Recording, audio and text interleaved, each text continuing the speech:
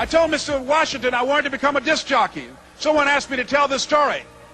And he said, Les Brown, he said, if you want to do anything worthwhile in life, you've got to be hungry. And so I started working to develop myself. He said, I want you to practice every day being a disc jockey. I said, but I don't have any job now. He said, it doesn't matter.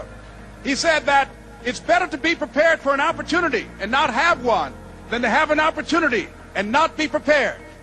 So every day I was working to develop myself.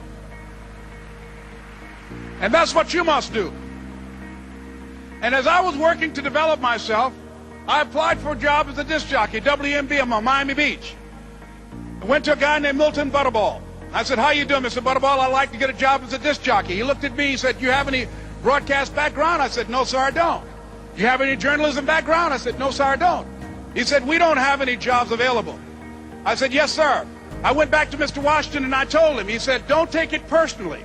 He said, most people are so negative, they will have to say no 7 times before they say yes. He said, go back again.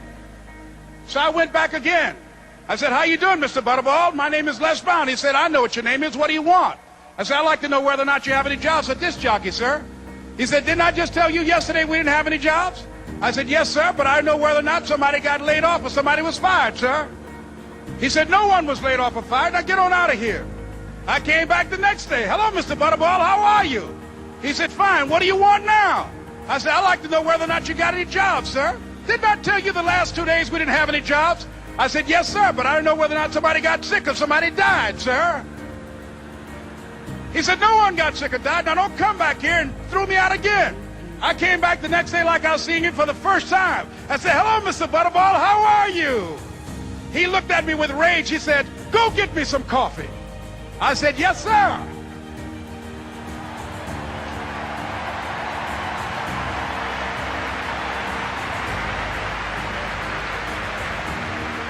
And I went to get him some coffee. After a while, I would get their lunch and dinner, and I would go in the control rooms and take the disc jockeys their food, and I would not leave until they would ask me to leave. Then they started trusting me to pick up entertainers that came to town.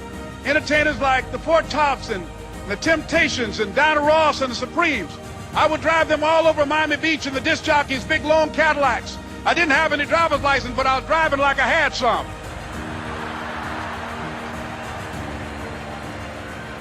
And one day, one Saturday afternoon, while I was at the radio station, a guy named Rock was drinking while he was on the air. I was the only one there, looking at him through the control room windows, walking back and forth, young, ready, and hungry. I was saying, drink, Rock, drink. Drink, Rock. I'd have gone to get him some more if he'd asked me to. Pretty soon the phone rang, and it was the general manager. And I answered the phone. I said, hello? He said, Les, this is Mr. Klein. I said, I know. He said, Rock can't finish his program. I said, I know. He said, would you call one of the other DJs in? I said, yes, sir. I hung the phone up. I said, now he must think I'm crazy.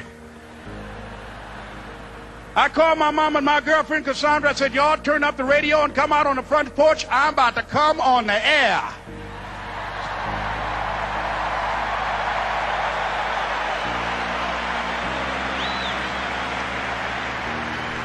I waited for about 20 minutes, and I called him back. I said, Mr. Klein, I can't find nobody.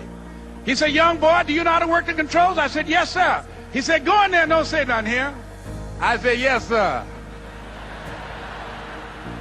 I couldn't wait to get behind those controls. I put on an old Stevie Wonder record called Fingertips. I sat down behind that turntable. I said, look out, this is me, LB Triple P. Les Brown, your platter playing papa. There were none before me, and there will be none after me. Therefore, that makes me the one and only. Young and single and love to mingle, certified, bona fide, indubitably qualified to bring you satisfaction, a whole lot of action. Look out, baby, I'm your love man. I was hungry. I was hungry. You gotta be hungry.